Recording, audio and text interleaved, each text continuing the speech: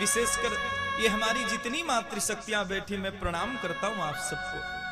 यद्यपि व्यासपीठ से आदेश देना चाहिए ऐसा वर्णन, लेकिन नहीं, मैं आप सबसे निवेदन करूंगा कि कभी अपने घर में 10 मिनट 15 मिनट रोज ऐसे समय निकालो माताओं कि अपने बच्चों के सामने बैठो और अपने बच्चों को हमारे साधु संत महात्माओं की गाथा बताओ, अपने मैया और बाबा दादा दादी को प्रणाम करने का क्रम सिखाओ। ये जितने बच्चे यहाँ बैठे हैं ना, बोले प्रणाम से परिणाम बदल जाते हैं माताओं। आप लोगों ने सुना होगा, इस भारत भूमि पे एक बालक हुआ जिस ऋषि का नाम था मृकंड, और मृकंड के पुत्र का नाम था मार्कंडे। मार्कंडे की कथा से आप सब परिचित होंगे, क्योंकि प्रणाम से उस बालक का परिणाम बदल गया। शिव महापुराण में 7 चिरंजीवियों का नाम आता है, वहां 8वां चिरंजीवी अगर कोई है तो उस बालक का नाम आया है।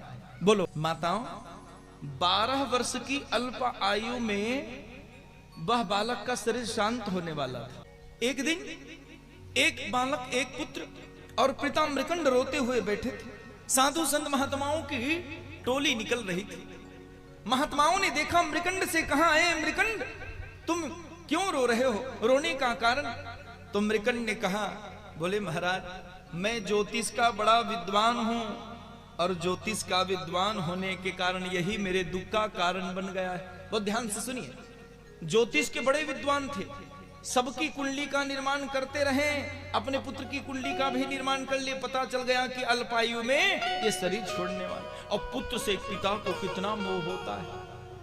ये जब चला जाएगा तो किनको देख के मैं जीवित रहूं। याद रखना माताओं, साधु संत महात्मा और ज्ञानी ब्राह्मण अगर कभी कृपा कर दे तो उनके शब्दों को हल्के में मत लेना। जो भाग्य में नहीं है वो भी भगवान को देना पड़ता है, ऐसे हमारे ग्रंथों में वर्णन है। जो भाग्य में नहीं है वो भगवान को भी देना पड़ता है। हाँ?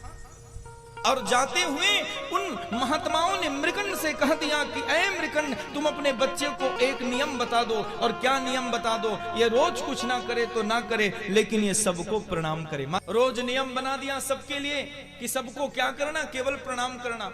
बैठा रहता दरवाजे पे नन्हा सा बालक, तो पिता ने क्या बता दिया मृकंड ने अपने पुत्र मार्कंडे को, बेटा महात्माओं ने कहा है प्रणाम करना। बस आने जाने वाले सबको प्रणाम करता, दादाजी प्रणाम, चाचा जी प्रणाम।